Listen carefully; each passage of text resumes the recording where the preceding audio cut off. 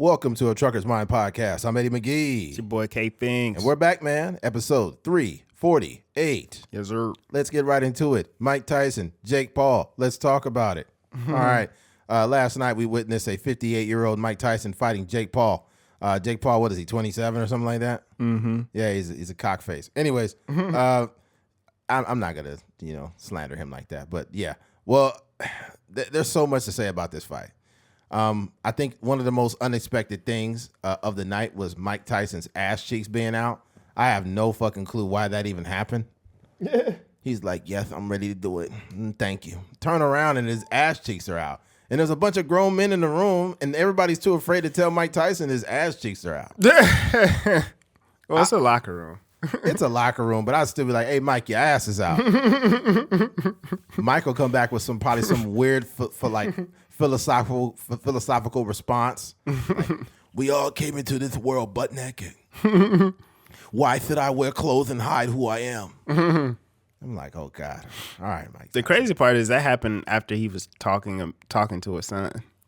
He was like, I love you, son. And then he just walked off. Whole cake was on Netflix. Yeah, the funniest thing about Mike Tyson is that, like, the fact that, like, he walks around with those big ass fucking Nike Monarchs. Yeah. He be having them big ass shoes on, just walking around. Mm-hmm. It's like, dude. Yeah. Like, this nigga's wearing shoes of a 70-year-old man. I mean, he almost there. Yeah. Here's the deal. I can speak to the other events, and some of the other events stunk. The Amanda Serrano fight, that one was decent. No, the undercard was. I mean, I didn't watch the first fight, but the second and third fight was really good. Yeah, the Indian guy versus the other, that was not a good fight. Yeah, I didn't watch that one. But the second one with Ramos and Barrios, that was fire. Yeah. Because they both got knocked down and ended it. I think I forgot. I think it was a draw, if I'm not mistaken. Yeah, I think that went into a draw. Yeah. And then Taylor and Amanda. Amanda Serrano. Serrano, yeah. That was kind of, it was nasty because the headbutt that kind of ruined the fight for Serrano. But I think it was a good fight, action packed. I feel like Serrano she's a good fighter. I just think her defense is terrible.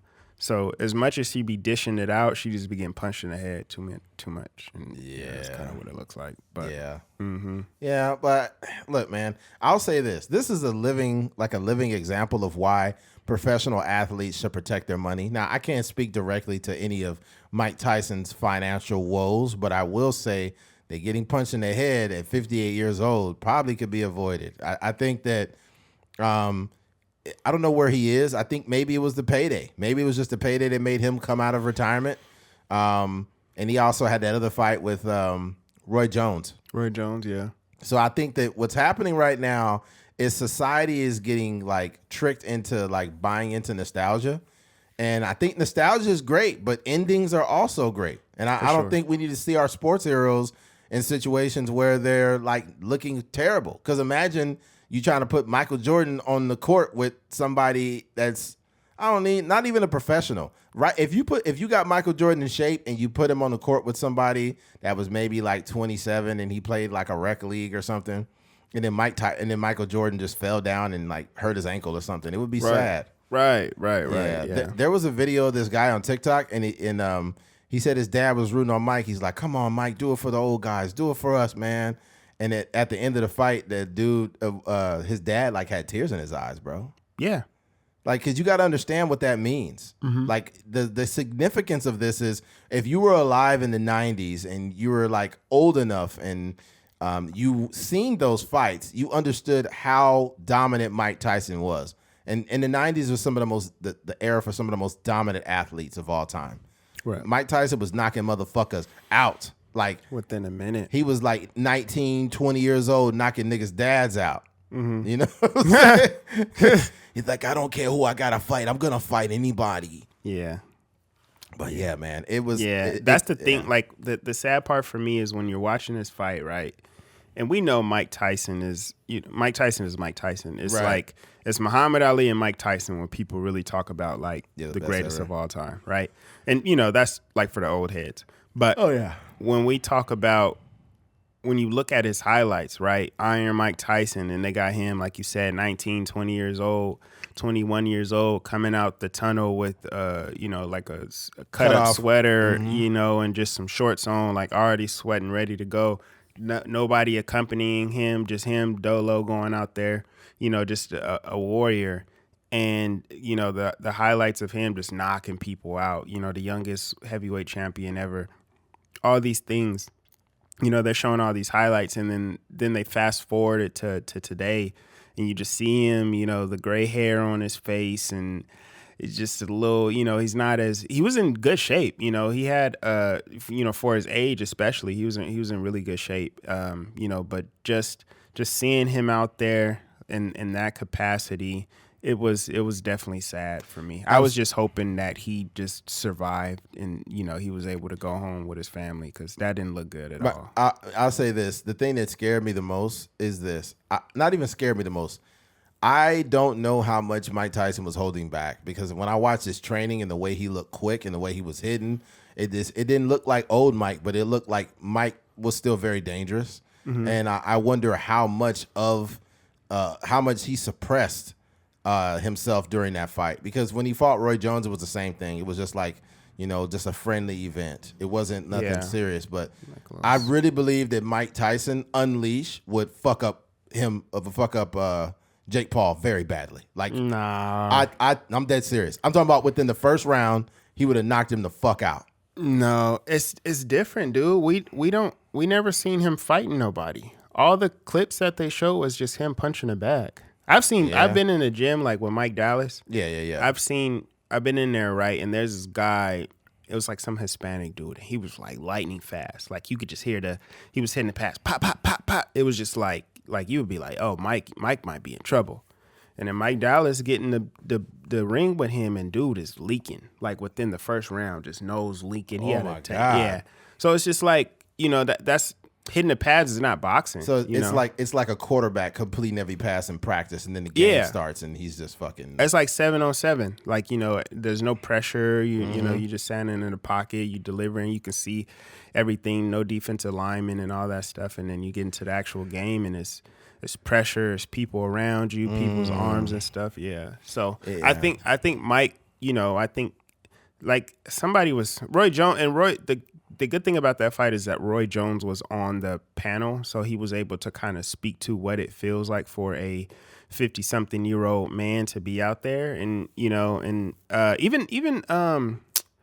Shannon Sharp, and this is not even talking about the fight, but they were talking about I forget what they were talking about, but him and Ocho Cinco were talking about retirement and kind of when they knew that they should retire. Yeah, and he was saying it wasn't that. He was just saying he was saying physically, I trained, I worked hard, but he was just saying my body would only allow me to be great in spurts. Like I couldn't carry this. Like he was like, you could even see even in my, in my latter years, I was able to catch 10, 12 passes in a game.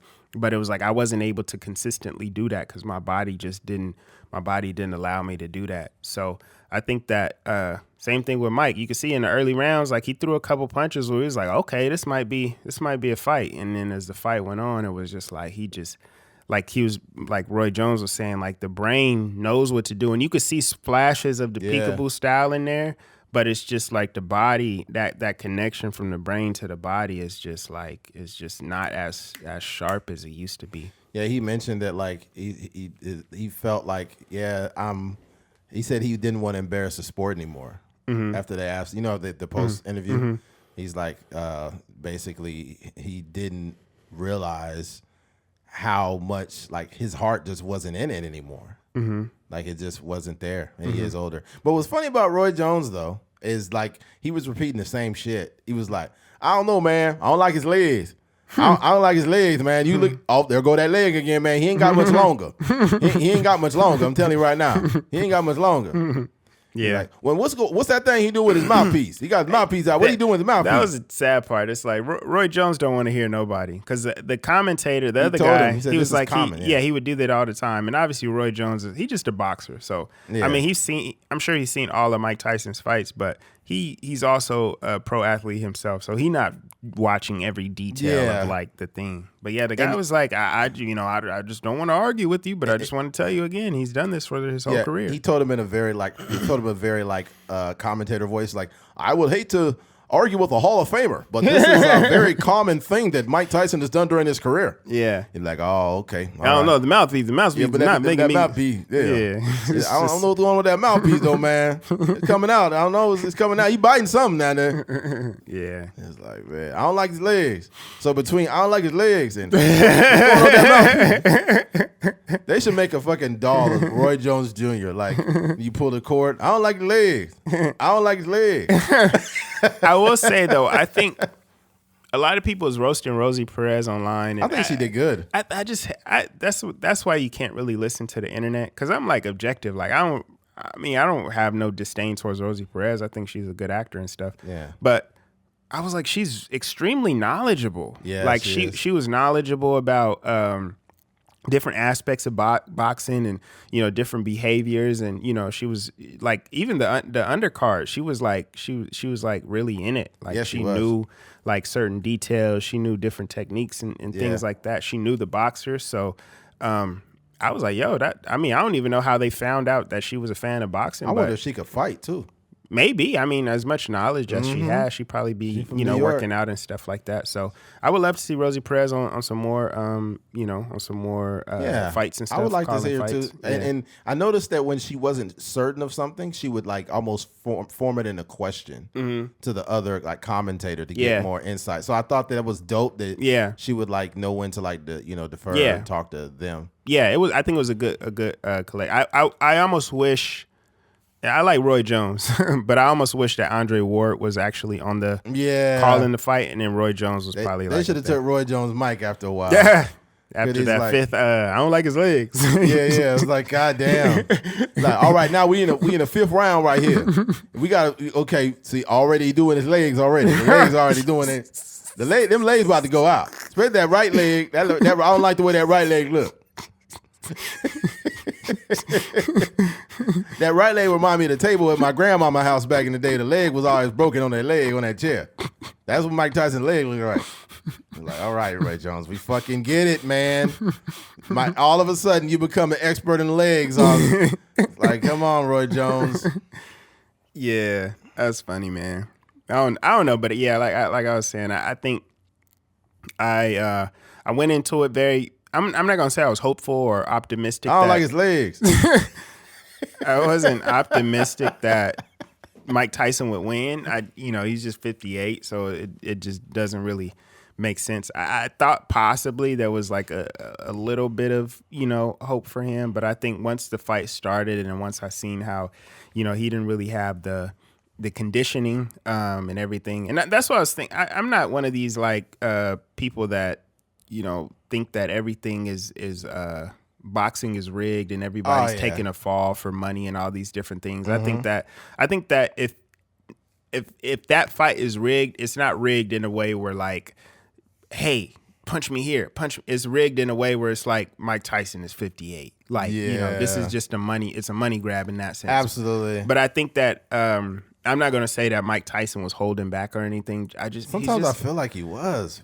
He's old, man. The man is 58 years old. Like it's not the same. And that's what even Roy Jones was saying. He was like, that fight that they had was 4 years ago. Yeah. And he didn't look the greatest. He looked better then, but he didn't look the greatest. And you got to think like he said he needed a blood transfusion. Yeah. He lost like 20 something pounds. Yeah. Like he was saying it's like a miracle for him to even be in that fight. So I think if there's anything that people can, be happy about is like the stick to itiveness or the resilience and, just kind of getting himself back into shape. I think for him, it was probably a lot of mental, just kind of working himself back into shape and just kind of, You know, I think that's what he was more so saying. Like, I'm proud that I was able to finish this fight. 58 years old, coming off of a major scare, health scare and stuff like that. And which was cool, probably because it probably got him back into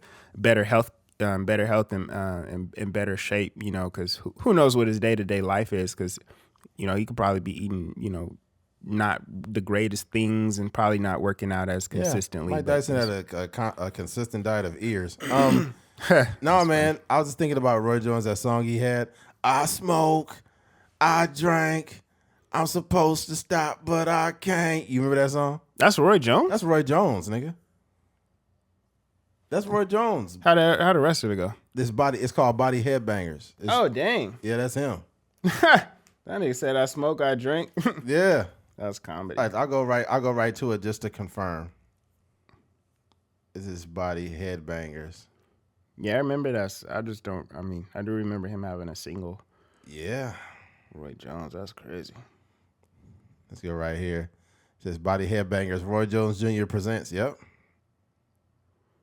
And here it is. I Smoke, I Drink, Body Headbangers, Volume 1. I think he got a Youngbloods remix. Mm-hmm. Let me see. I'm going to play a little bit of it. Yeah, go ahead. Is it where we go?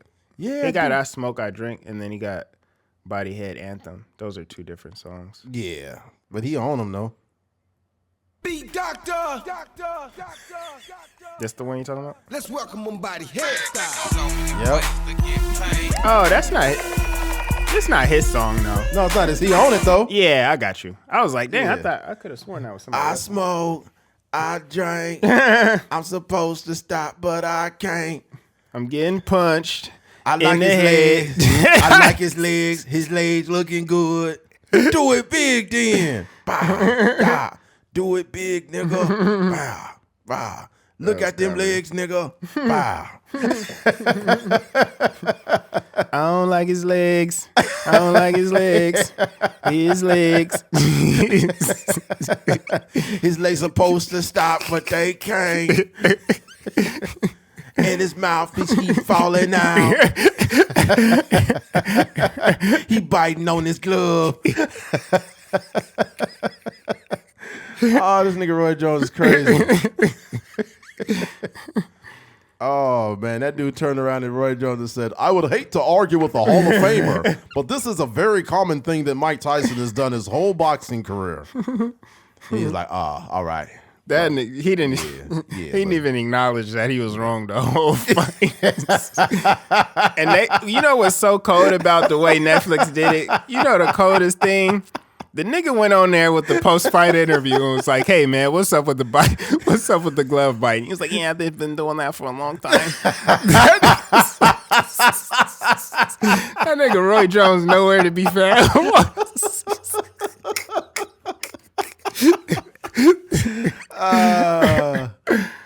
The nigga Roy Jones is a violation, man. Oh man, that's insane. Besides all of these things that have taken place, I gotta give Netflix a spanking.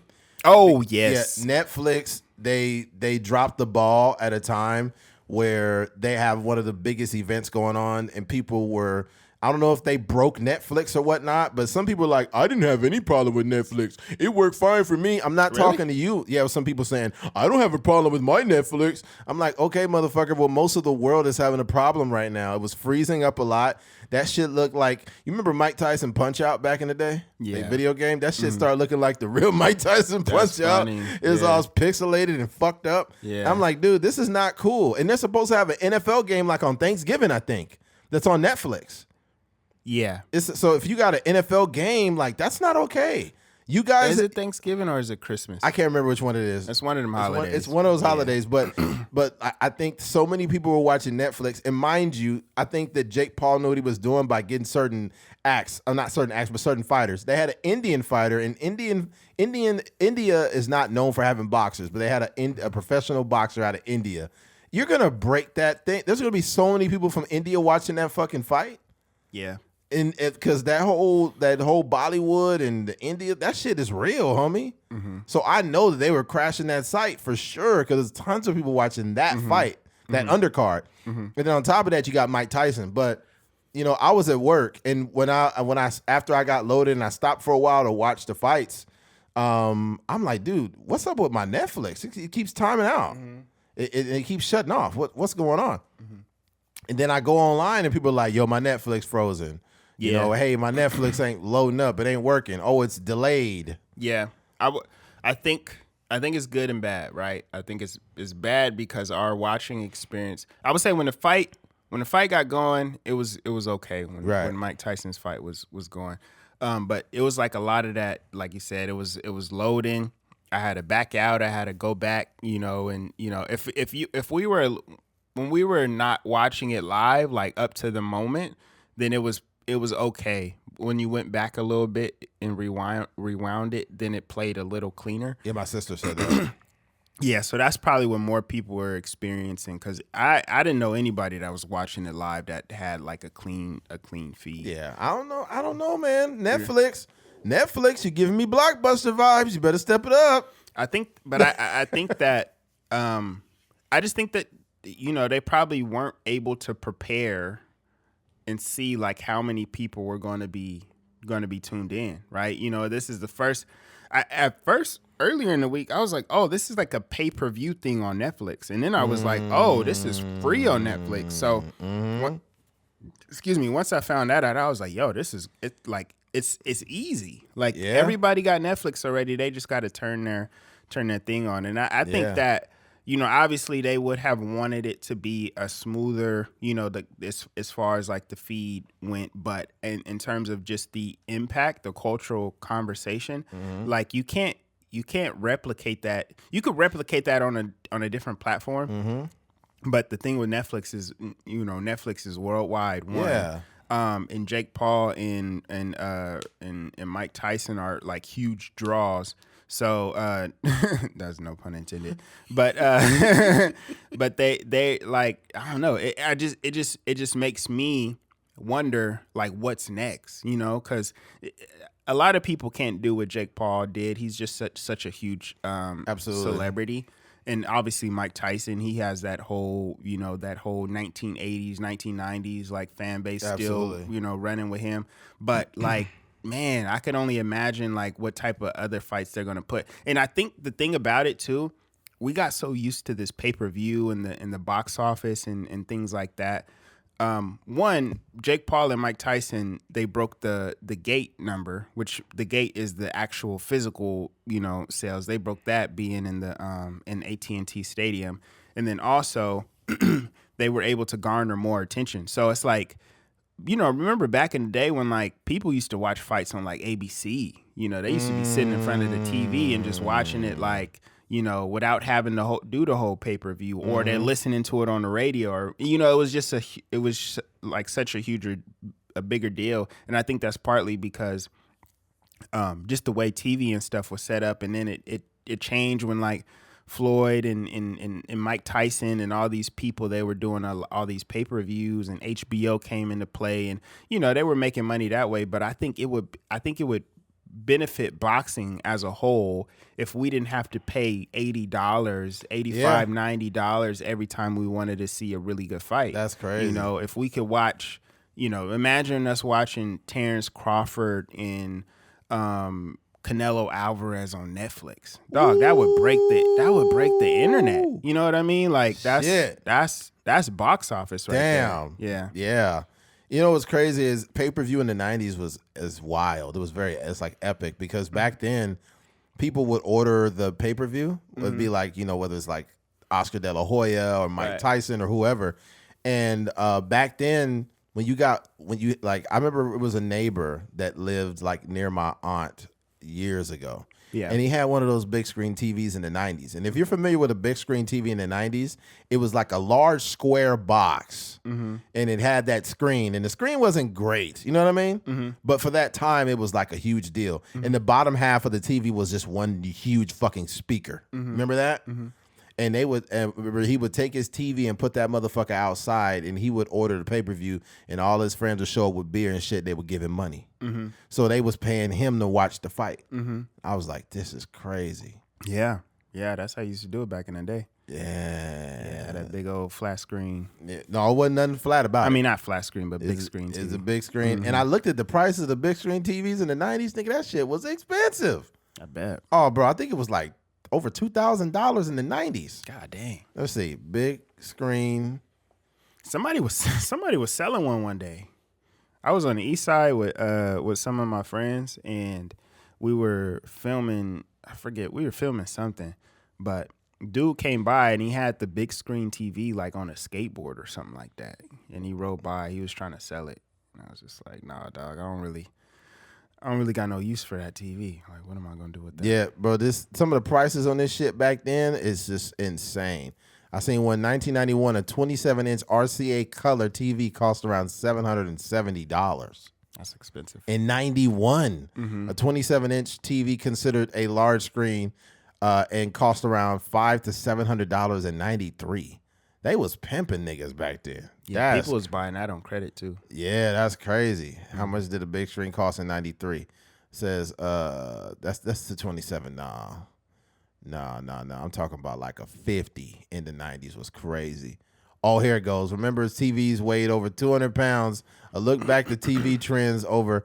It measured 40 inches in size and cost a whopping $4,000. Dang. That's wild. Because when I worked at Sears, a lot of the 1080p TVs were fucking expensive. They were like $2,200 back in 2007. Yeah. Everything gets cheaper though as the years go by. These TVs, they're giving them away right now. I might wait. I'm gonna wait until Black Friday just so I can walk out with a huge fucking TV for a couple $100. Because I'm due, Keith. My TV's starting to have. Really? It's not that it has problems, but my buttons don't work anymore. Like the command buttons don't work. On the remote or on the TV? Oh yeah. The remote is somewhere dead. I don't know where the fuck it is. Yeah. But I've had the same TV since 2012. So it's about time. It's about time. Yeah. Yeah, I might just give it to a homeless person because they be plugging them in. Yeah, you got over a decade in. You got to get rid of that. You didn't hear what I just said. I think you probably thought it was a joke, but I'm serious. Like, probably give the TV to a homeless person Because they be watching TV. Yeah, nigga, they do. Oh, I didn't know that. Yeah, I was out there on the trail out there in their beach park, and I was jogging one day. And then I looked over to my right and down, like, there's like a little sand area. There's an outlet plug-in. This dude had a fucking like 42-inch TV plugged in. What was he watching? I don't know, nigga, but they was over there with a little fire. They had like a little fire they had set up. Yeah. And they had a TV down there. I was like, damn. That's crazy. This is homeless to the third power. Yeah. They don't make homeless like they used to. Make homeless great again. MHGA instead of MAGA. Oh, man. That's funny, man. Yeah. They don't make homeless like they used to. They used to walk up to you with a cup and just jiggle it, and you knew that they needed change when they did that. Nowadays, bro, these homeless is different. They not like... They will ask you for change now. Like, hey, man, you got any loose change? You be like, I'm sorry, man. All I got is my card. They're like, I got Cash App and Venmo. Yeah. Like, you got Venmo and you're homeless? What's going on? They got cell phones. They got Cash App. They got all kind of stuff. Yeah, it's like, bro. Yeah. Like, how do you have an Ethereum account and you homeless? They got Bitcoin. Oh, no, they got Brokecoin. That's crazy. The homeless is so crazy nowadays. Yeah. Yeah. I don't know. I'm excited to see what Netflix is going to do next. Hopefully Mike Tyson, he sits down somewhere.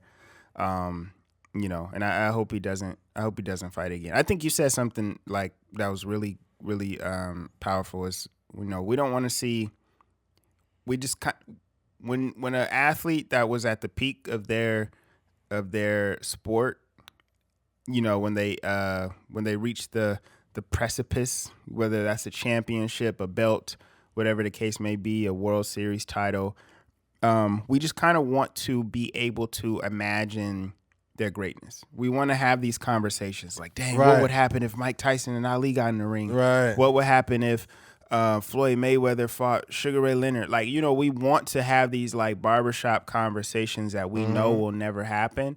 But it kind of throws, Mike is still Mike, but it just kind of like, in recent, our recent mind, we see him as just kind of like this old man that lost to Jake Paul. So I think that but the crazy part is all fighters have kind of done this. I mean, I'm gonna say not even all fighters. A lot of athletes. We have, Muhammad Ali would go out there. He was, he was overweight and still fighting, getting knocked out and stuff like that. And obviously we got Floyd out there still boxing, doing exhibitions. Manny Pacquiao is still fighting. Adrian Peterson getting knocked out after playing football. Yeah, a lot of these football players were on undercards of Jake Paul fights. We had Chad Johnson out there, and we just see this. We see this a lot. But hopefully, like you said, I don't know if it's a money thing. I don't know what it is, but I just want these. I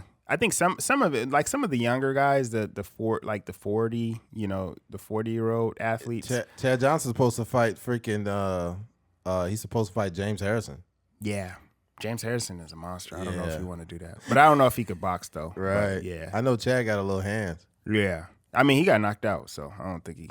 I think it looked good whenever we would see him training and stuff, but yeah, he got punched. He got punched out when he was in the ring. So Le'Veon Bell actually is a pretty good boxer. Mm-hmm. Le'Veon's pretty smooth.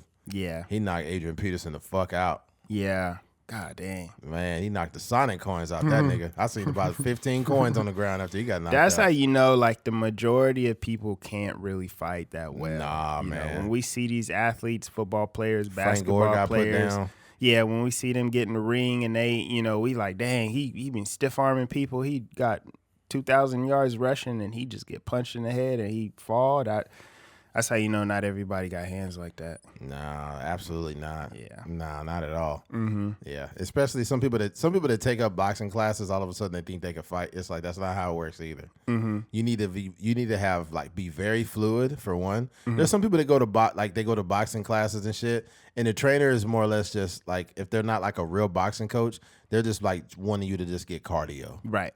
Yeah. Right, and they're not really critiquing your form, but it's like if you got a real boxing coach, they're gonna critique your form and whatnot, and help you, shift the weight when it needs to be shifted and things of that nature. Mm-hmm. But if you just out there pussyfooting it and you get in a real fight, you still get your ass whooped. Mm-hmm. It could be somebody throw a wild ass alcoholic right hand. Mm-hmm. They be at a bar all drunk. What are you gonna do? You think you can beat me because you're a boxer now? Mm-hmm. Is that what it is, huh? And you throw a big looping right. They throw a big looping right hand, and then you don't even put your guard up because you forget to do it in class. Mm-hmm. So you don't got your guard up or your chin down. They just knock you the fuck out. Yeah, yeah. It's like, oh no, this isn't like a Jake Paul fight.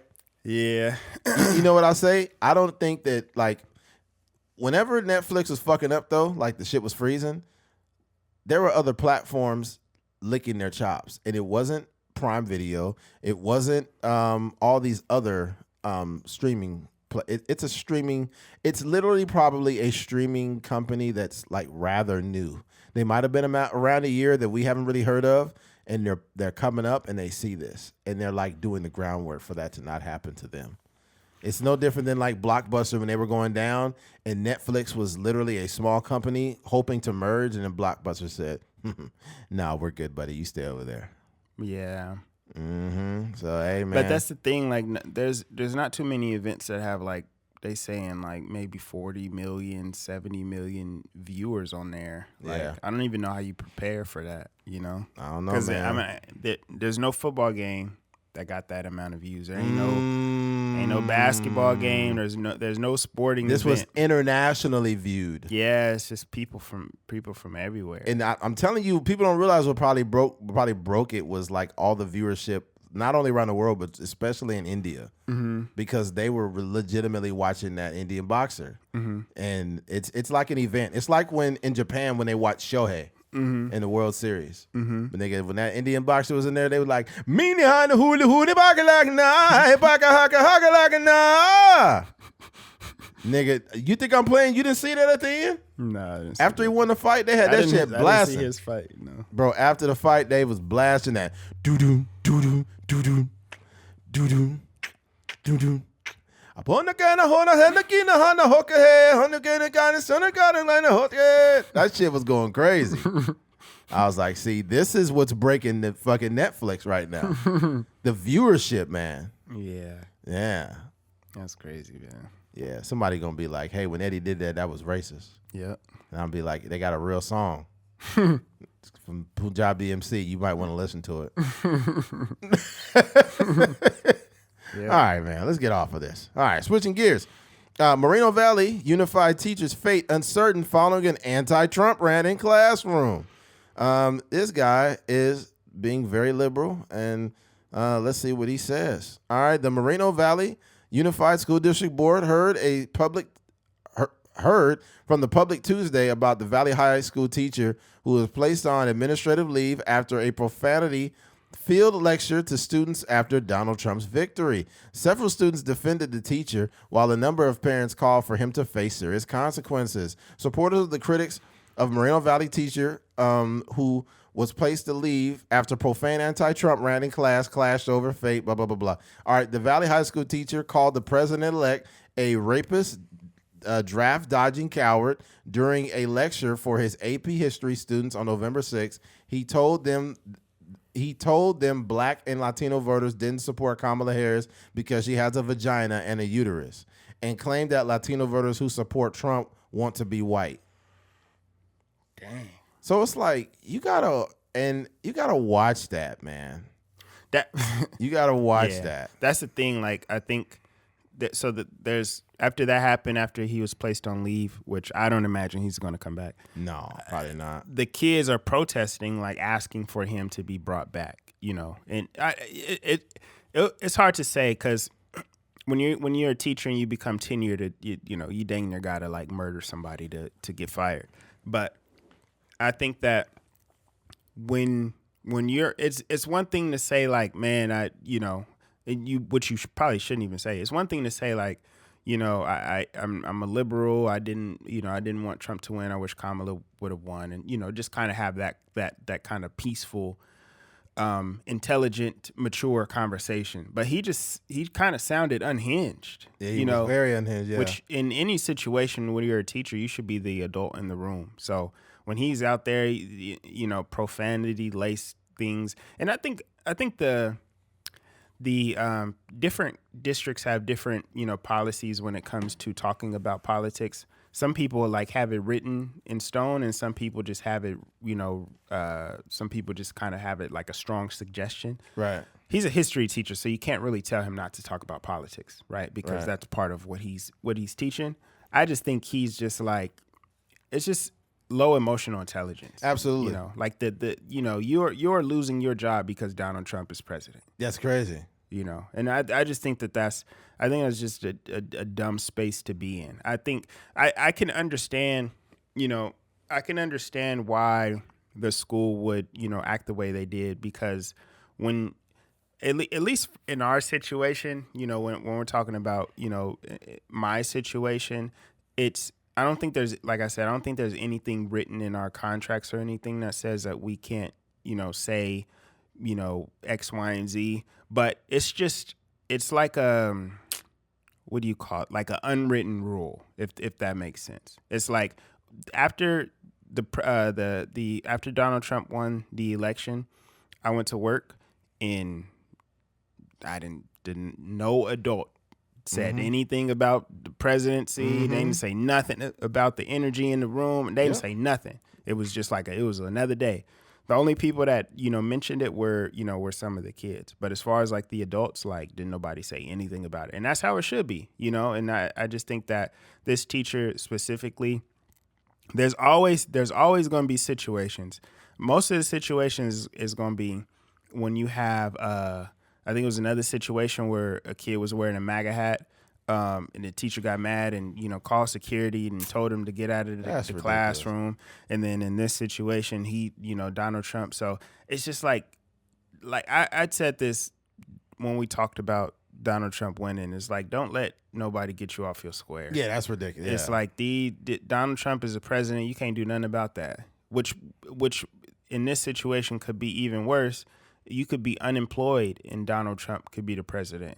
And then you're not going to get a job in that in the Moreno Valley or I don't know if it's LA Unified, whatever district that is, you're not gonna get another job in that district when they know that you was on freaking national TV for this rant. The teacher from Moreno Valley, you're fired. Yeah. You should never have a job ever. Yeah. People are telling me you're self-destructing. I don't know, but that's what my people are telling me. You will never have a job as long as you are a history teacher in California. Yeah. Damn, Donald Trump. Yeah. And I think the narrative too, when it comes to like these people voted for these because they want to be white, it's like, I think we're a little bit past that. I think that once upon a time we could probably look at it that way, but when you see those numbers, it ain't got nothing to do with them wanting to be white. I just think that they seen somebody that spoke to whatever they cared about more. And that's kind of like how that's kind of how you won. I think ultimately this is very low emotional control, and in addition to that, I think that instead of being a teacher and actually teaching your lesson, which is AP history, you're packaging it. That's a problem. You're packaging it and delivering it with your narrative, and that's not okay. Even because you have to treat this with the same energy if it was a conservative, because if a conservative can push their ideology and package up shit the way they want it to be and be like, this is real history and this is what we should be doing and blah, blah, blah. If you don't want them doing that, then you shouldn't be doing this shit either. Yeah. You have to be objective enough to see when it's not helpful. And the people that are saying he didn't say anything wrong and he didn't blah, blah, blah, it's because they're also liberal and they agree with it. Right. It's no different than when conservatives pile on and they push their ideology and people are like, no, he's right. And, we're Americans and this should be more of an American and we support our Second Amendment and blah, blah, we salute the flag and blah, blah. It's like, dude, just stop, man. We can't live in a world where everyone's thinking exactly the same, but we have to be able to coexist with these people, man. But the sad part about this whole situation is he probably not really getting reprimanded for like talking about Donald Trump. It's just all the energy he had around it, talking about Kamala's like and she has a vagina and uterus and and calling Donald Trump a rapist, and it's like, dog, you are unhinged. Yeah, you're unhinged. Yeah. You've reached the highest level of liberalism. Right. You a liberal's final boss. You know the cold part of the cold part about this whole situation is this man seen the election, seen that it was probably leaning in Donald Trump's favor, went to bed, woke up, went to work the next day and talked to a bunch of kids that can't even vote about this. And I'm not like necessarily saying he deserves to lose his job. I don't wish that upon nobody because I know, it's rough out here. But that's just stupid, That's all I can say about it. That's just a stupid way of moving. Yeah, that's completely ignorant. Yeah. Yeah, I could just imagine him like mad at everything because of the election. I didn't get my morning coffee. And my wife she hasn't looked at me in 3 months. Right. Oh, Donald Trump won. Oh, you guys are just racist. That's all it is. You're racist. And she has a vagina and then it's shaved and I just don't know what I'm going to do. It's like, come on, man, calm down. And how do you know Kamala's vagina is shaved? How do you know that? She's a little older. She might have one of those hairy ones from the 70s. I'm just kidding. But anyways, I just think that it's not okay to just be unhinged regardless of whoever your political affiliation is with. Yeah. And you're talking to a bunch of students. You have to remember, you're talking to a bunch of students and you're dropping like the word vagina shouldn't come in a history class. Like if we're going to be politically correct, if you're teaching history, the word vagina and uterus should not be brought up in a history class around high school students. Yeah. No. I don't. It's just like, for me, being in education, probably far less than he has, for far less in terms of years, less than he has. How can I know that I shouldn't go in there and I didn't not even tell the kids who I voted for? You know what I mean? Like I just think that these people tend to like weed themselves out. Yeah, the reason why you didn't hear any stirrings of teachers saying anything about the election is because this has probably already happened. There probably have been teachers who have came in and displayed their political opinions and they've done it out loud and they got freaking in trouble for that shit. and they said, "Hey, we don't really care what your political affiliation is. That's fine. However, we are around students, and we do have to keep, a level of decorum around the facility. You can't just fucking run around like it's blue no matter who, or I'm riding with Biden, or like MAGA. You can't run around campus doing that around a bunch of fucking kids." I do think, though, if I am a U.S. history teacher, I think there is a space to have like the conversation, like, hey, why do you guys think that Donald Trump won, or why do you think Kamala won? I think, if you have a safe space in your class to where, like, you can see, you can have those type of conversations. But yeah, I think some of my AP U.S. history teacher, or AP government teacher, sorry, Mr. Adams at BHS, he is, he's a conservative. He was on Fox News, like, he's conservative through and through. But when I was in school, I didn't know he was like a conservative, if that makes sense. Like, he didn't move in a way where I just was like, oh, he's this ultra, like, conservative, person. He just was like teaching the class, and he would have like open conversations about things. He would also criticize like Republicans, you know what I mean? So I just think like he kind of orchestrated his class in a way where he wasn't acting like this Moreno Valley guy. So, yeah.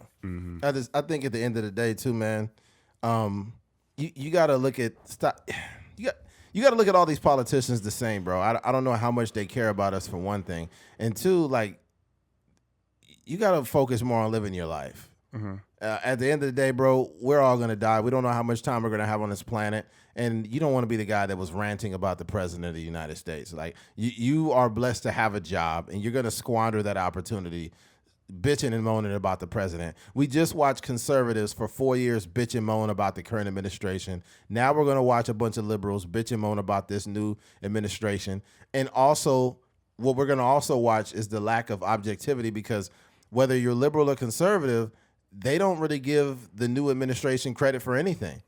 You're not going to see, even if Donald Trump writes some, has definitely some good things happen during his administration, liberals are not going to give him credit for anything.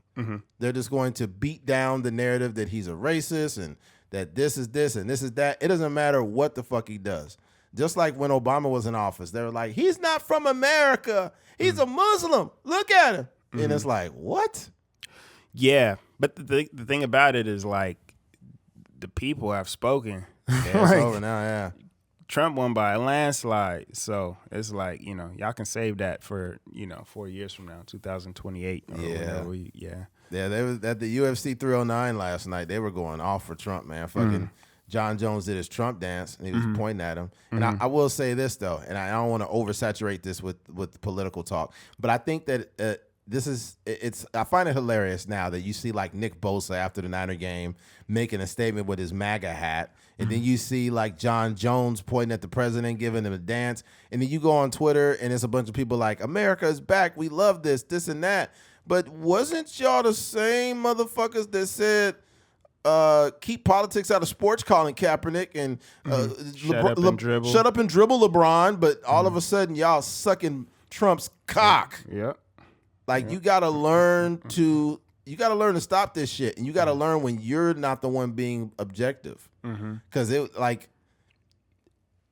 keeping politics out of sports means you literally need to do it for both things. Right. Yeah. It don't only work for people that are criticizing police. And stuff like that. Exactly. And it's like it's just funny to me how they called, if we call a spade, they said keep politics out of sports. And you called what Colin was doing, you called it politics. But now there are literal politics being put in with Nick Bosa with the MAGA hat. That's a literal political statement that he is making. And the same thing with John Jones. And there was another fighter, I forgot his name, at UFC 309. He was like going up to the president and waving at him and shaking his hand and whatnot. Yeah. And Trump just looked really awkward last night at that fight. He's like all lean, like he was like turning his head, like doing that weird face that he does. He was orange. He was orange as a motherfucker at that fight. He looked like the XX, the hottest Cheeto, the XXX hot. Yeah. He looked like the hottest Cheeto last night. That's funny. He's like, it's very humidity over here. It's very hot. I feel very hot next to all these fighters splattering blood all over me throughout the night. I think it's interesting what Trump is doing too, because he's made it to where people are very comfortable being conservative. Absolutely. You know, I feel like a lot of conservative people used to hide their hand a lot. They did. You know, like especially sports and entertainment, because I feel like those are, you know, primarily dominated by, you know, you think about like basketball, a lot of these people are underprivileged people, you know, people that even a lot of foreign people, so they, you know, they don't really have a stake in it. But in terms of like, you know, guys like LeBron and, you know, these are people that grew up in the hood and whatnot. But in football as well, you know, it's predominant, like 70-something%. The hell is that noise? I don't know. You hear that? Nah, okay. yeah, it's 70-something% black people. So, you know, you would think that it's a predominantly liberal sport, Right. but yeah, it's a lot more people being outspoken. Like you've seen John Jones. I don't know if he was necessarily saying I voted for him, but Yeah, you he know, did. John Jones is conservative. Oh, okay, yeah. Mm-hmm. So he came out. You know, he was doing his little dance, and he was excited to see Trump. So, yeah, that's just, it's a different day and age, man. So these liberals, they gotta over the next 4 years, they really gotta sit down and strategize, because it could be a thing where Republicans run the table for the next few years. Yeah, if they keep up this, if the left, they got some shit going on over there that they need to clean house, because they got like what they call it, the Department of, I forgot what they call it now. JFK or not JFK or RFK Robert is like the head of like not nutrition. I forgot what you call it. What's the name? Elon Musk is supposed to be like auditing the government or something like that, and they're looking for, you know, missing money and stuff. So, I mean, that I ain't got a problem with that. You know, as much as I feel like Elon Musk is, you know, he's just kind of like, you know, he's just kind of like going to bat for Trump. Robert Kennedy, and he's doing something good. Fires everyone at the FDA. He fired everybody. Yeah, I mean, but that's like when you talk about auditing the government with Elon Musk, and both RFK and Elon Musk both got jobs, you know, immediately. So RFK firing everybody at the FDA, that's like as a liberal, I'm looking at that like there's nothing wrong with that. Like that's actually a good thing, because we know. And we've watched enough documentaries. We've seen enough food in grocery stores to be like, yo, this is FDA approved? Yeah. And we know that they not really looking at all the stuff. They just kind of skimming through things. Yeah. You know, so, yo, that's fire. I mean, that's as objective as I can be about his administration so far. And I don't only know a handful of things. If we found over, $800 billion, you know, we don't know where the money went. And then we firing everybody from the FDA. I'm like, goodbye. Hey man, that's what I'm saying. They might run the table for the next. If the Republicans, and I said this before, not saying that I want. Not saying that I'm going to be Republican or anything, but I was just saying I want more parity. I want it to be a thing where like 50% of Hispanics are voting liberal, 50% of Hispanics are voting conservative, 50% of black people are voting liberal, 50% of black people are voting for conservative, just because it adds more parity, and it kind of, you got to really fight for people's vote. Yeah, exactly. It removes that kind of like, okay, we already got the black vote. Yeah, and it's not really like, because it's still a struggle. You got to get black people to the polls, but it's also like we got to get black people to the polls, and we got to get black people to vote for us. Because that 6% they lost of the black male vote gonna turn into 18%. All right. That 18 gonna turn into 23%, and then it's gonna turn into like a Latino block. Yeah. So they better, the liberals, man. First of all, we're not gonna speak on whatever it is, but they got to stop. They have to stop pandering to all the shit that really is not a real pertinent, pressing issue in America. They just got to stop addressing all that shit. Just leave it alone, because that really cost them the election. You know, it's like, come on, man, that shit ain't important. Motherfuckers trying to eat and pay bills. Yep. You know, Yeah. I'm worried about the they. Yeah, I am curious to see what his what they call like the cabinet. Yeah. Curious to see what they got cooking up. Yeah, Because this is Elon crazy. Musk is obviously a great businessman. So if he could take anything that he's done in terms of Tesla to the White House or to our government, and and make it operate in a way where we're not spending so much money and we're actually like decreasing our debt, like that's a job well done. Andrew Schultz said something that was it was crazy that he said it. It's true though. He said a lot of people were voting for Elon Musk. Yeah. And you think about that, you're like, fuck, that's crazy. I would be curious. I mean, I would be curious to know like the quotes from the people that did that, because I feel like a lot of people don't like Elon Musk, and maybe that's just like conversation, Yeah, it's a lot, but then like at the end, there's also, I don't know where you're getting that from. I mean, there's people that don't like him, but at the same time, like that's Elon. Yeah. I think what a lot of people do is when they don't know policies and everything, I think a lot of people look at the aesthetic, and you see Donald Trump, who everybody says is like this very wealthy man, and then you have Elon Musk, who's owns Tesla, and he has rockets going into outer space every other week, and you're like, yo, like they make money, like they gonna do right by our country. So I can see him doing that. I think the game changer for the liberals is you're gonna have to bring in somebody that's like wealthy and liberal at the same time, because if, like I said, I don't know, I could see it where it's almost like when Jordan, they got their first chip, and you like they could run it back again next year. Or it's like watching the Chiefs. You like, dang, they won, but it's like their team is still good. They got money. They got salary cap, I'm going to tell you who going to run. It's like, who going to run for real? The next election is going to be Vivek Ramaswamy. Okay. I think that the Indian dude, I think he going to run for real, like as like the top Republican. Mm-hmm. And he going to get a lot of motherfucking left votes. Yeah. It's probably, I don't know. Because Vivek was right there next to Trump at the fucking fight.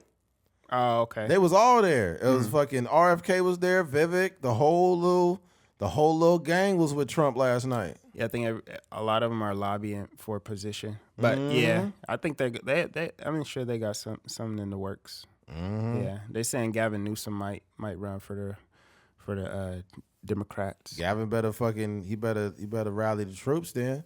Yeah. He can't be with he can't be with the thing about with Gavin is a lot of motherfuckers don't fuck with him. Mm-hmm. A lot of motherfuckers don't. Even in the state, a lot of us don't really fuck with Gavin. We busted him in a few lies, man.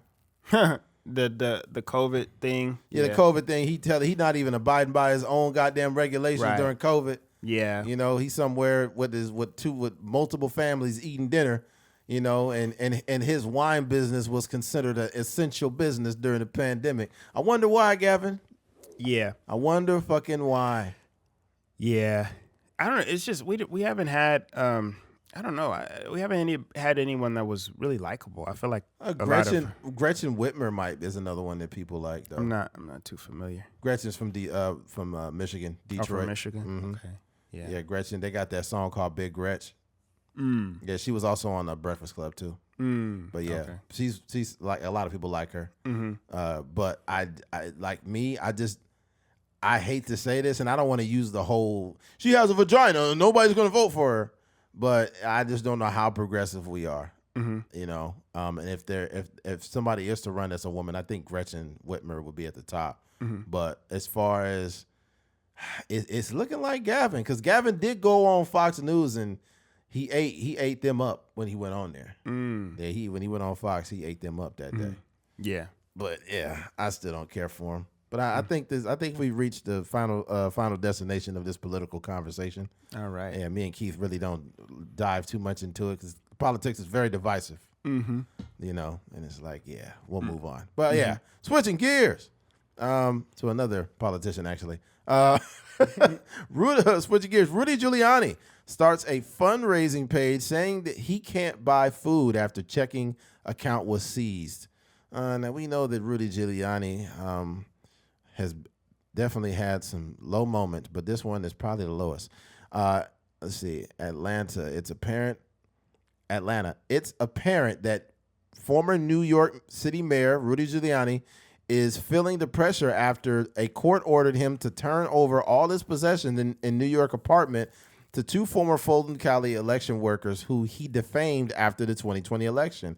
In a post to social media, Giuliani said, "They have seized all my money, which wasn't much.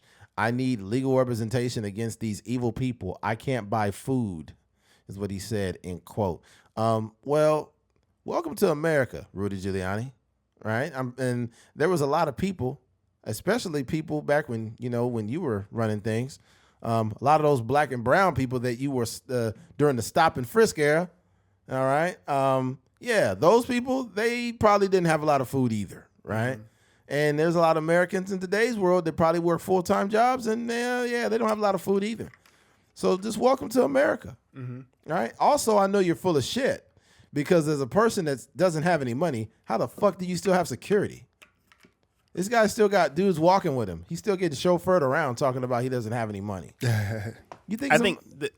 I think being rich broke is different than being broke. I can only afford 12 security guards now. I had 50. Yeah, something like that. Like I'm literally poor now. Yeah, come on, you asshole. It's like I had a couple different maids at the house. I had 9 maids. Now I can only afford 6. This is just the worst I've ever done. And he'll probably be talking to you just like that. Yeah. And he does not see any problem with that either. Yeah. I don't know. I'm not like super familiar, but I just imagine that's kind of what it is. I can't even cheat on my wife anymore because I don't have enough money. So wrong. I can't afford Russian whores. It's like, okay, all right. There's colored people in my neighborhood now. I want to stop and frisk all of them. Nigga, what are you doing here? I just want to sprinkle some crack on all of them. That's comedy. Like, all right, Rudy. All right, Rudy Giuliani. Boy, Rudy. Yeah, Rudy's lowest moment besides this was definitely the stop and frisk shit because the numbers were just outrageously racist, bro. It was bad. It was so bad. Yeah. It was hardly any white guys getting stop and frisked at all. It was just all Puerto Ricans and blacks. Yeah. They was going crazy on Puerto Ricans. Mm-hmm. It's like, hey, come on, hey, what are you doing? Come on. Well, it's New York. That's more like an Italian. Yeah, New York that was accent. like Italian. It's like, hey, come on, man. Come on, why you fucking with us, man? Come on, yo. You fucking with us, man. We over here. I'm chilling with my poppy over here. What the fuck we fucking with us for? We was playing basketball or whatever. Came over, we was eating fucking chopped cheese and he knocked my cheese sandwich out of my hand. Like, come on, yo. I'm sitting with the bodega cat. The cat's in the corner watching me get beat on by the police, man. Come on. You know those bodegas always got a cat inside? Yeah. This little bodega cat. And if the cat could talk, he'd be like, yeah, they beat his ass. Oh, dang. Yeah, I don't know why it makes me laugh, but there's a song that they've remade, but they did it in a cat voice. I don't know if you heard it. It's like meow meow meow meow meow meow meow meow meow. Nah, that shit is. I don't know why it's so fucking funny. Oh man, I'm not even a cat. I don't know. I get a bunch of fucking cat videos that pop up for some reason now. You like cats, man? Nah, I'm not a big cat guy, but they be hilarious. Mm-hmm. I got too many cats in my apartment complex. I was sending Keith these messages that I get from my complex where I'm at, and they'll be like, please stop feeding these stray cats. There are too many of them merging around the complex. Yeah. You know, this is not maintainable. Like, these are feral cats. Please stop fucking feeding these cats. And there's People don't get it, man. There's a lady that lives near me, and she is like the fucking cat whisperer, bro. Like, when she walked out her house one day, all the cats like merged around her. Yeah, And it's like when now they're saying like don't give money to the homeless. It's the same thing with the cats because it's like we're all animals, at our core. So when you feed a cat, What kind of animals are homeless, Keith? I don't know. What is it, like an orange cat? Or Garfield. It's one of them orange cats. They be asking for hella change. He was like, hey, man. All right, go ahead. I'm sorry, man. Yeah, but I'm just saying, like, once you feed, them, they just gonna keep coming back. And same thing, it's with any sort of those, I don't call them scavengers per se, but any of those animals that just kind of are out in the wild and they're living amongst humans and they're eating out the trash can and stuff like that. Like, that's what it looks like, So yeah, anytime that lady come out, I'm sure they like, oh, that's food. They be like meow meow meow meow meow meow meow meow meow meow meow meow meow. I know you remember those commercials. Yeah. It's like, damn. Yeah. I seen her come out there and like literally she was walking to the trash can and there was multiple cats like just standing there walking up to her. Yeah. Like that was their cat mom or some shit. Yeah. And I was thinking to myself, yeah, we need to kick this lady out of this apartment complex. The cold part about it is like the people they don't even take care of the cat. Like, you know what I mean? They not taking care of them. They just feeding them every now and then and keeping them around. It's like, yeah, one of the cats tried to force his way into my fucking house. Yeah. I remember I was telling you, I'm like, hey, dude, you can't come in here. And he's like, meow, meow. I'm like, oh, hell no. Get the fuck out of here, man. Remember at my old place I used to live at? Right. How those cats constantly try to get in my house? They be out the door. They was at the door waiting for me to open it, dude. Yeah. I'm like, bro, you can't come in here. And then and I remember when I first moved into my old apartment, when I moved in, there was this girl I used to work with, and she had a truck, and I was like, and she helped me move into my apartment. And all of a sudden I'm moving shit in there, and then she's sitting in my living room with a cat on her. I'm like, get that cat out of my house. Yeah, that's some weird stuff. And the cat's like, I'm supposed to be here. Like, nah, nigga, you ain't supposed to be in here. You don't pay. Stray cat. You don't pay no bills, man. Yeah.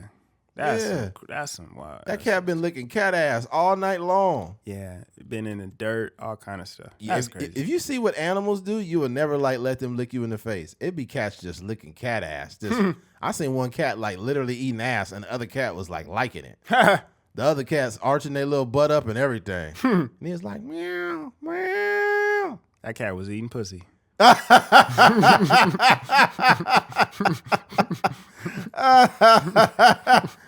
cat was like, meow, meow, meow, meow, meow, meow, meow, meow. Man, her whiskers was sticking straight up, nigga. That was funny. Oh man. Yeah. No, we do. It's not a huge problem, but these cats are terrible for for the ecology out there. They just running around. They getting in the trash. This is all kind of stuff.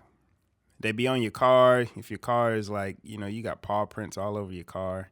The ones at your apartment be like, it's like gangs of them. Yeah, like little cliques. You got the West Side Crips, and then you got the cats. I got some Rolling 60s cats. I opened my door one morning, the cat like neighborhood. Nigga. I was like, man, get out of here. Like, man, these niggas is tripping. One of the cats was getting put on. That's crazy. I seen this little Lorenz Tate cat. I'm like, man, this cat got dreads, man. What the fuck is going on over here? Big C. Oh, man. It was one cat that was coming around for a while. This cat was buff as fuck, bro. Mm-hmm. He is a little buff-ass cat. Mm-hmm. I'm like, dude, this had to be somebody's home cat that, like, ran away or something. Because his coat was too nice. Yeah. And his shoulders was big. I'm like, dog. Yeah. This cat right here, he probably a pimp. He might be a pimp. Remember that day I sent y'all a little video when I came home from work and the cat was one cat was on top of my fucking car. Yeah. And he was and I was like, hey bro, move. And he was like, meow. I'm like, nigga, get off my car. Yeah. Yeah. That's crazy. You know what's funny too? I don't know if you noticed this, but when you like get home like during a winter day, like the cats, like soon as you pull up, you'll see like cats peeking around the corner and shit. Yeah. And they like waiting for you to get out and leave. Yeah, they getting that heat is under there. They run right underneath your car. Yep. Man, I remember one time. You got to be careful before if you got a lot of cats or maybe any animal around where you live. Be careful because you don't want to just turn your engine on because sometimes the cats try to go up in the engine. Yeah. That'd be crazy. It's just like a freaking cat in there. He's like, meow, meow, meow, meow, meow, meow, meow, meow, meow, meow, meow, meow, meow.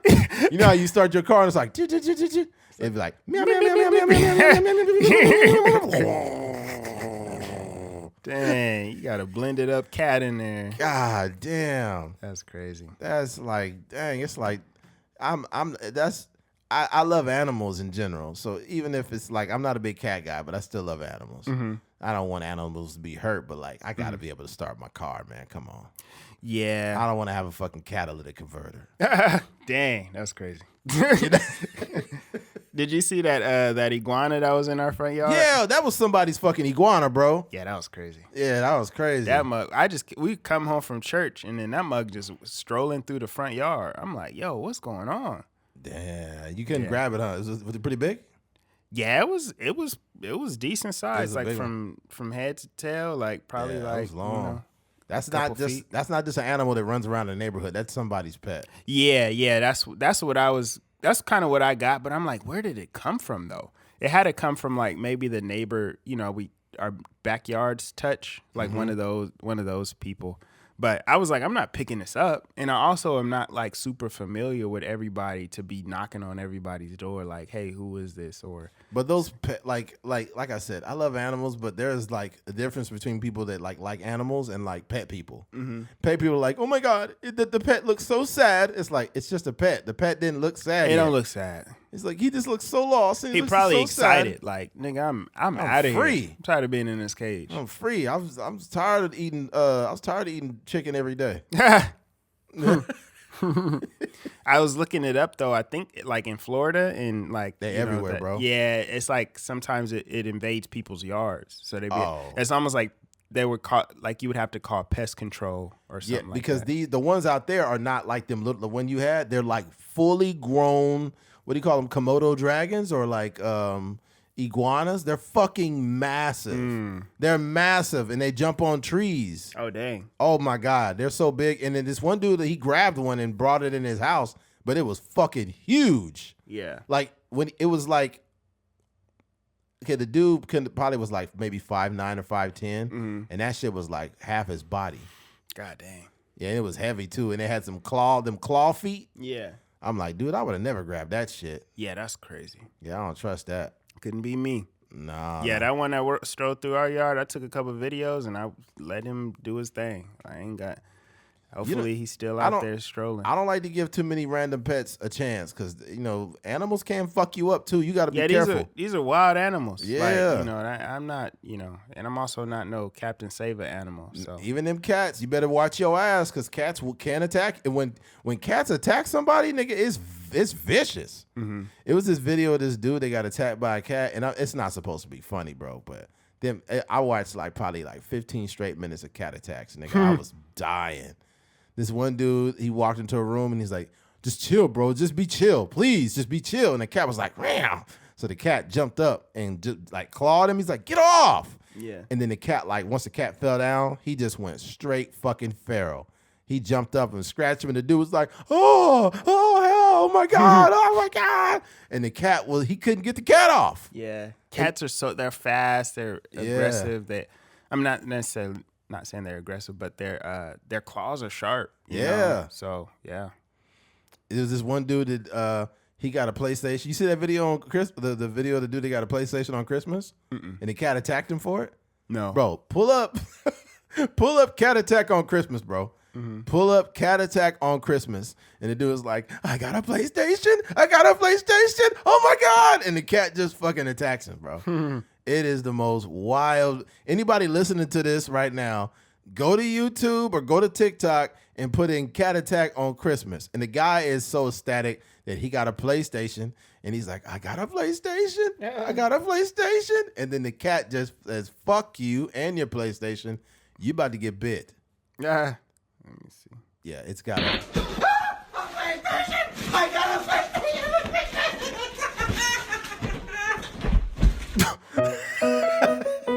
That was so random. Yeah. What was that at the end? Did you see the cat bite him? Yeah, he showed the picture. Oh, bro. That cat was a vampire. Yeah, the cat was like, "Oh, you think you having a good time, nigga? I got a PlayStation. You got a cat station." Oh man, cat was like, "No." The cat was like, "Oh, you think you'll be playing with him?" Yeah, Cat's man. a hater, dog. Yeah, cat's a straight hater, bro. Cats are haters, bro. They would just stand there and look at you like, "Man, look at this nigga, bro." It's like, dude, the cat would be looking at you like you need to get a job. It's like, bro, you don't want to sit on the couch all day. Matter of fact, I'm not even arguing with a cat right now. Just leave me alone, bro. Yeah. Crazy, man. Yeah, I don't know how we got there. We had a straight rant about cats for a couple minutes. Any cat owners out there? You guys just give us an inbox. Let us know what you think about your cat. Is your cat productive? Is it a violent cat? Is the cat just chill? Like, is it a gang member also? Or what kind of cat do you got? Is it one of those Garfield cats that like eats all day? Yeah, because some cats just be chilling, man. Some cats there are some very loving, affectionate cats too. There's some cats, there's some breeds that like love hugs and stuff. Yeah. It's like, oh, this is so different than the cats in my apartment. Right. You got thugs. I got straight thugs, dude. Yeah. Like my cat, I couldn't even let my cat outside to walk because he probably get attacked by them haters. Nothing but haters, bro. Because they would see me take my cat and then I get in the truck with my cat and we chilling. Yeah, they're territorial too. So I don't know how that would be. You would have to have like an inside. Yeah, your cat. I mean, if you lived in an apartment, you probably wouldn't. It would get tricky because sometimes cats get they just start breaking stuff. But I can imagine you letting your cat outside if you lived in. How long did y'all have a cat? Maybe a little less than a year or something like that. Yeah, it wasn't. And how was the cat though? Was it like chill or was it like doing stuff? No, not really. Like once it started going outside, it kind of calmed down. But when it was just in the house, it was like it just had a lot of energy. It would be bouncing, messing up stuff. Like it was a lot. But yeah. Man. Yeah. I thought cats would just sit there and chill, but no, they gotta. Yeah, some have a lot of energy. They'll be using their claws to rip your couch to fucking shreds. Yeah, that's the scary part. Cause and what we were doing too is because the cat was getting into so much stuff. What we would do is like put it in the bathroom like at nighttime, just so it wouldn't like destroy the house. And then what would happen is the cat would like doo-doo in the bath. It was just, I don't know. It wasn't the greatest experience. Did you find did you guys take the cat to like a therapist to talk about, No, I needed therapy.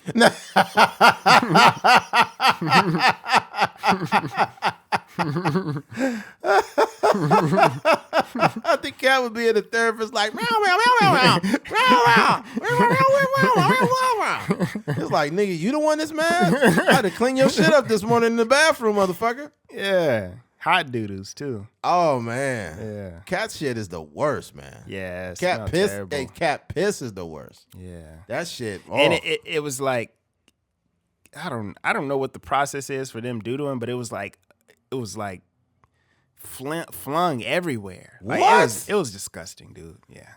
Worst experience ever. Cats, what I will say is when cats are outside and they take a shit, they at least try to like bury it. That's what I think the cat tried to do. But he was just kicking shit everywhere. You can't bury like tile.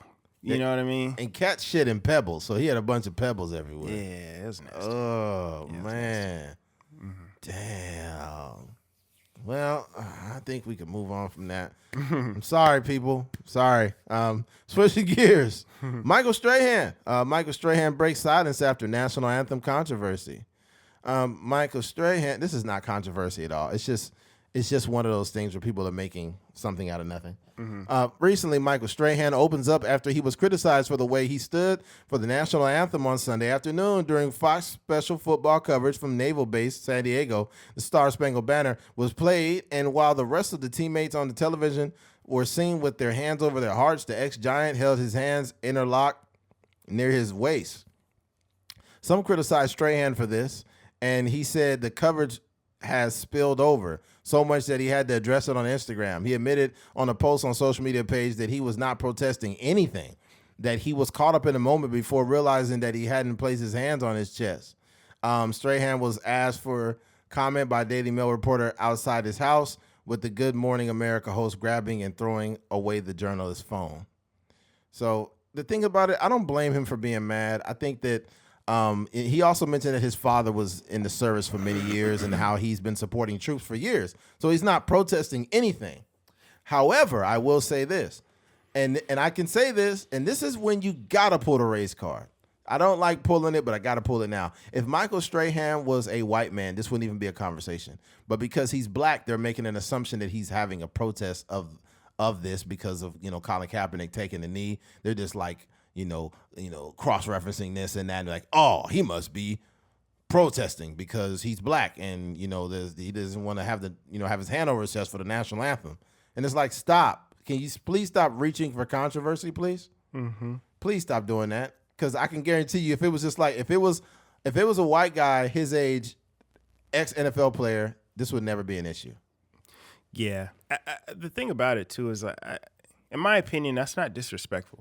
No. Like, you hold your hand over your heart when you do the Pledge of Allegiance. Right. When someone's singing the national anthem, that's not like a standard thing. Have you ever seen like a football game or a basketball game where everybody's like lined up on either side and they just standing there and they're like looking up? You'll see like LeBron James or whatever, like they just kind of taking in the moment or just kind of looking around. Like that's just this is not even news. It's just news, like you said, because it's Michael Strahan. Yeah, it's Michael Strahan, and he happens to be black, and they're like saying, "Oh, is he making a statement?" Yeah, and then because they're reaching for controversy, that like these TMZ people and all these other fucking people, that's all they've got. So it's like ultimately, I'll say this, folks, just like there's more pressing matters that are happening on the planet. There are people that don't have food and shit like that. Yeah. Like, can we like really rechannel the focus on something that matters? Because I'm getting tired of people doing things like this. It just proves how brain rot,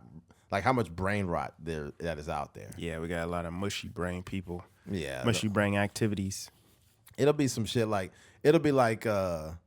what's crazy, we live in a world where people will know who unfollowed somebody. That's weird. Yeah. Like, and it'd be TMZ. It's crazy. Kendall Jenner unfollowed Travis Scott. Is there a reason why she did that? It's like, dude, how do y'all know this? Yeah, like, do you set up alerts, or are you like, I don't know, do they check every day to see like who's following who or who unfollows who? Yeah. I think that is weird. Is the beef over with Drake? It looks like Drake and Kendrick just started following each other. Yeah. And it's like, bro. Ain't that crazy? Bro, that's wild. Yeah. That you would notice that. A grown-ass adult. Yeah. I just think that we're too zoomed in on other people way too much. We're zoomed in way too much. Yeah. Like, it'll be, and what's weird too is there'll be like, let's say there'll be like a post-game interview with like an attractive, like, are you familiar with Erin? Her name is Erin Andrews. A taller white chick. She's probably like 44 or something like. She's really very attractive, but she'll do like a post-game interview with like a player, and they'll be like, oh, thank you for your time, and then somebody will be in the comments like, yeah, he definitely smashed that. Yeah. And it's like, why would you even say that? Yeah. Like, That's what? crazy. What are you doing? Like, there's nothing there that would insinuate that he was smashing. They did that with Jimmy Garoppolo and Erin Andrews, actually. Really? She was like, so how does it feel, Jimmy? He's like, feels good, baby. Right? But he wasn't calling her baby. Like, it was just like a figure of speech, I guess. Yeah. And I was like, yeah, Jimmy definitely hit that. It's like, bro, come on. Yeah. Like, it's, yeah. So I don't. Yeah, it's with the internet. I think the more and more you live life, the more you realize like the internet is not real. No. No matter if it's a trending topic or whatever, that is still a very small minority of people that are like engaged in that conversation. You know, like my mom ain't on Twitter. Like most people that I know, not just like on Twitter every day, like engaging in conversations. You know, I think it kind of lets you know like the pulse of what's going on. You know, it kind of gives you a sample size of what the conversation around the world could be, but it's just also not real. So, and what the algorithms like to do too is they like to boost negativity. So, if say for example Michael Strahan, if Michael Strahan posted a video of himself looking at or listening to the national anthem, right? And there was one guy on there like, this guy's not American. That post would get like 50,000 likes or whatever. And then might be somebody under there like, man, make sure you thank your father for the service, or, you were a great football player, like Super Bowl champion. Like people like, I love you commentating on sports, and I love you on Good Morning America. Like you would have all these comments like, tucked underneath all of that. But what happens is, the one that's the negative one, it just draws more attention. So that's the one that we're going to see, before all the positive stuff. So, yeah, who cares?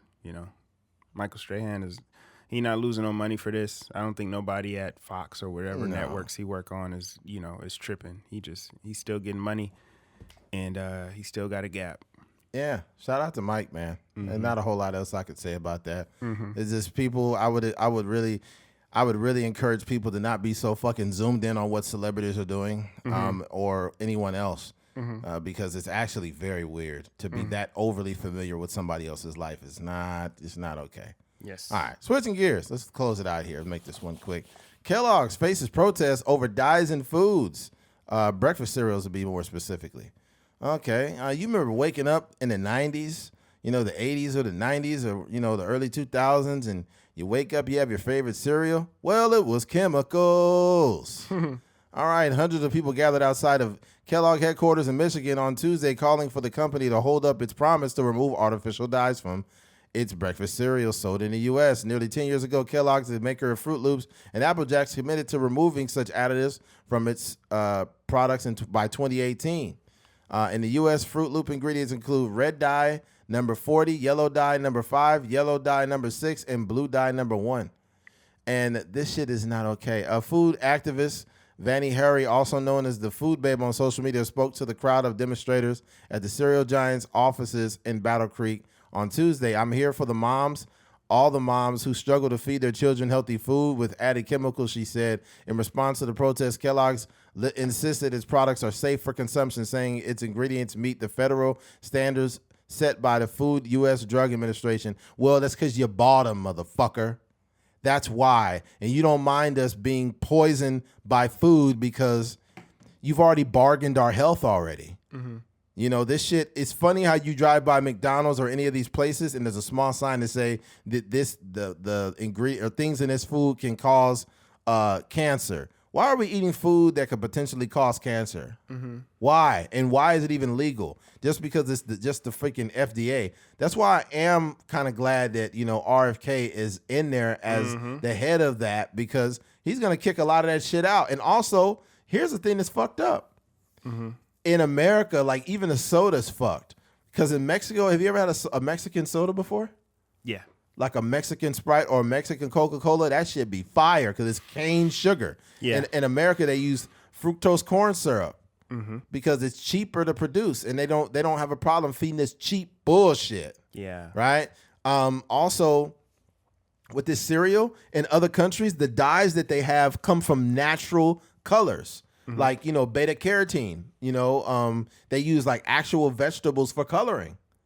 Which is cool. Like beets are red. You could use like the beets for color, or like carrots for color or whatever. But they do that with Fruit Loops in other countries. But in America, they say, nah, fuck y'all. We're going to poison y'all. Yeah. That's wrong. Just because you want to save money? That's not. And they said, it's healthy. No, it's not. No, it's not. Red 40, especially not. You want to talk about mental health, and we say, what's going on? Why do we have a mental health crisis? I can tell you why we got a mental health crisis. Red 40, yellow 5, hot Cheetos, all this shit is not real food. I think a lot of it is exacerbating our mental health. And I think that when you'll notice that your mental health starts to get better and your sleep gets better and everything gets better when you cut out all the refined carbs. That shit's not real carbs. Bread is not carbs. Like real carbs are like yams or sweet potatoes, regular white potatoes, vegetables, freaking kale, things like that's real. Brussels sprouts, those are real carbs. This shit is not like all that, even lasagna, all of that. Well, let me be clear when I say this. The stuff in America, like lasagna stuff, it's bullshit. But I've been told and I've seen, and even Andrew Schultz mentioned his wife, said that she had a reaction to like I think she was lactose, lactose intolerant, and also like if she had like carbs and stuff, she would be bloated and feel sick. But they went to Italy and she was able to drink milk. And also that they ate as much pasta and everything as they wanted, and they never got bloated or felt sick. So like the shit in America is the problem. Yeah, I think that America is. We are one of the preeminent countries in the world because of like cutting corners in this way. Absolutely. Like trying to mass produce food all while making it look aesthetically pleasing.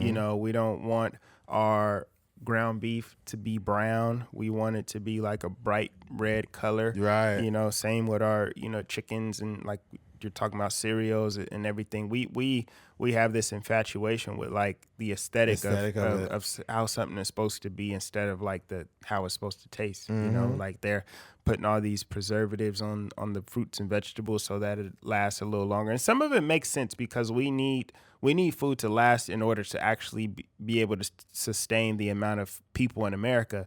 But some of that stuff is like, when I'm talking about the color of meat or the color of the cereal, like all of that is like psychological because they think that, kids probably find it more appealing if it's not the color of Cheerios, if it's actually the color of like bright red or something it's just like that. Marketing. But if the cereal tastes good, it tastes good, Absolutely. But yeah, I think like you said, they're definitely bargaining our health, and they don't actually care. And for a company to go however many years without actually making any changes is because they know that the recipe works now, and they know that they're selling a lot of cereal boxes, and they don't want to have to go through all that marketing, not gonna call it campaign, but the research and development to actually, find a comparable natural way of coloring the cereal, and so thus they're just continuing to do it the same way they've been doing. I think also too, like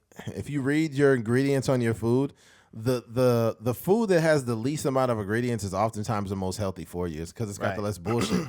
I bought some avocado oil from the store the other day, and I literally looked at the back, and it says ingredients, avocado oil.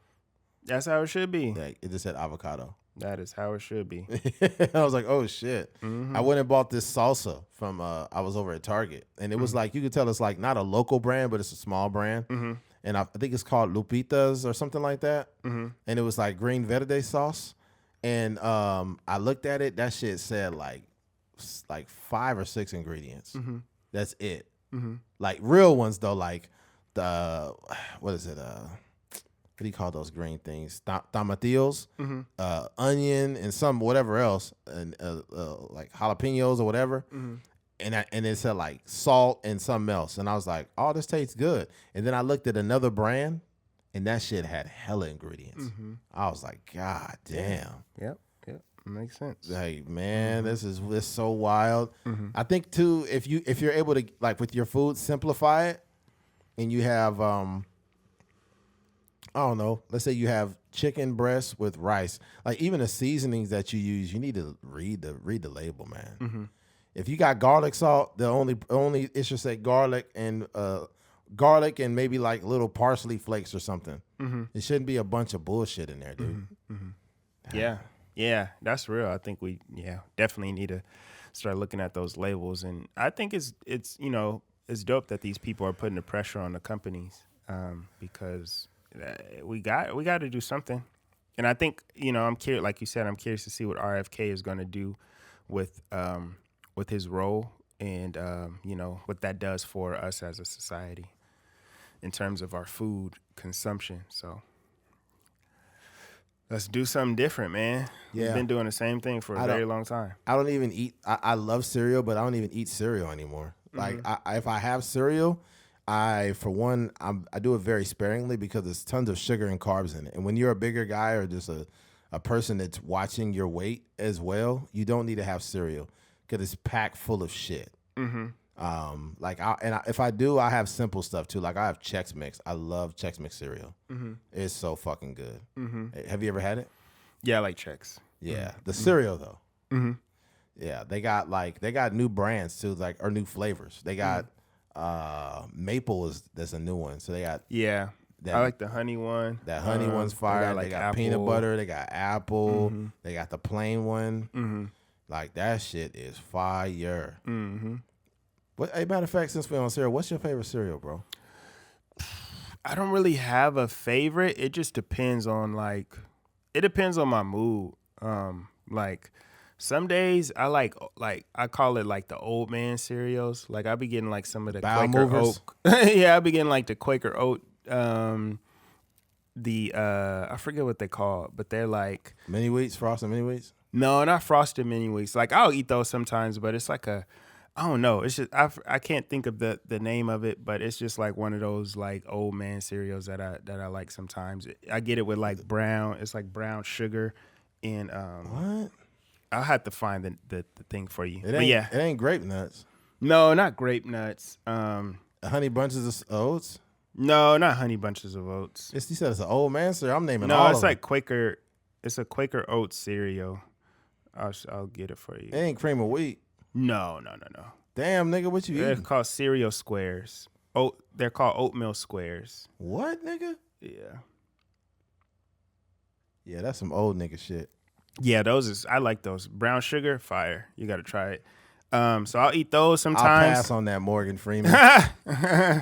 Yeah. Morgan Freeman cereal eating that shit. Yeah, I really like those. I do like I like Pops. Yeah, I like Pops. I like Cookie Crisp. I like the Reese's peanut butter cereal. Yeah, those is like I like rotate between those. You know they got a honey bun cereal now. Honey bun cereal? Yeah, they trying to kill the kids now. They don't give a fuck. Yeah. I got very simple cereals that I eat because I try to keep mine very adult like, but I do have the more childlike ones. I would say one of my favorites when I go to like the childlike cereal is Golden Grams. Golden Grams, I like Golden Grams are fucking fire. They're fire. Pops, I love Pops. I like Pops. Honeycomb, I love Honeycomb. Honeycomb. Yeah. Honeycomb is good. Yeah, I like Cocoa Puffs actually. I like Cocoa Puffs because it's good, and then you get to drink the milk afterwards. I don't be that's just too much sugar for me. Yeah.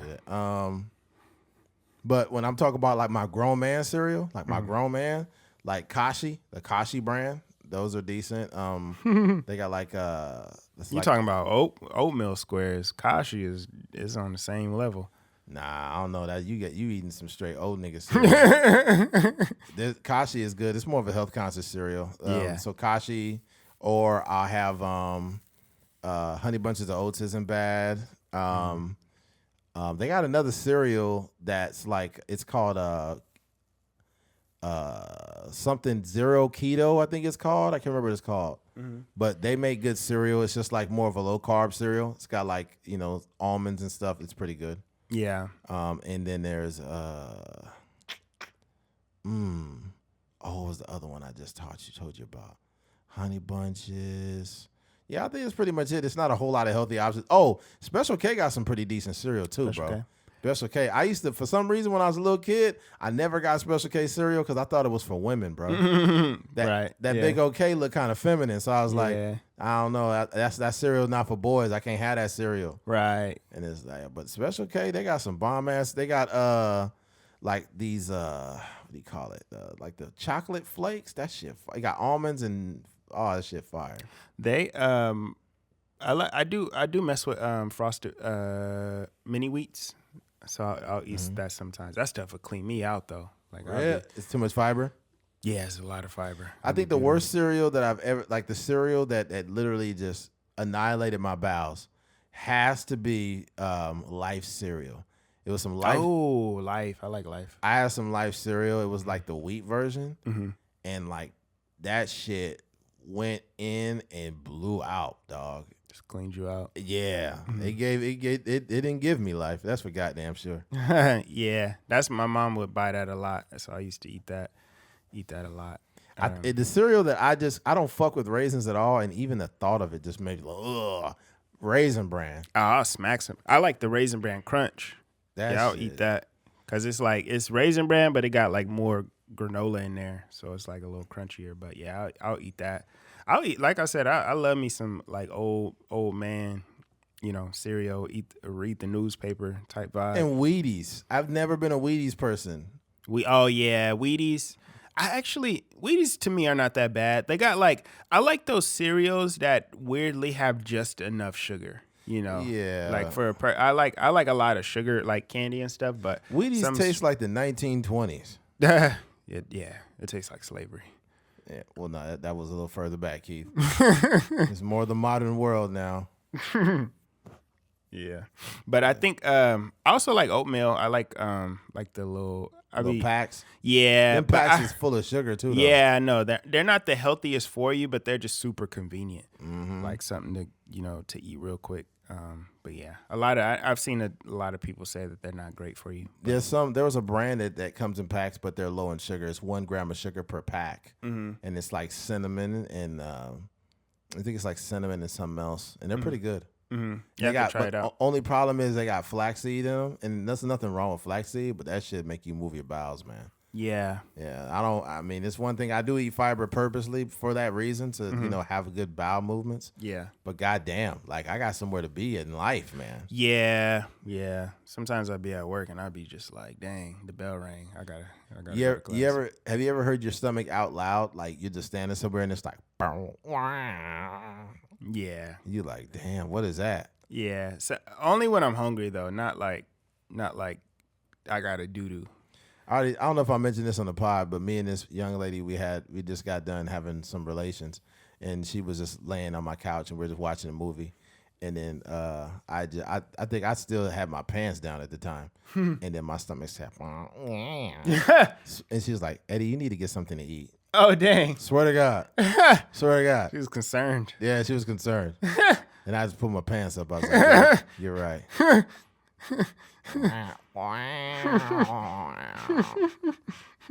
It was like an internal fart, but it was like a alert to get something to eat. Yeah. That definitely. I was definitely hungry. Yeah, by the time when I get close to lunch, I try not to be super close to the kids, or if I do, what I do, because you can't really control the way your stomach is talking. But I would just try to talk over it. If you actually turn the computer on, just make sure you turn the computer.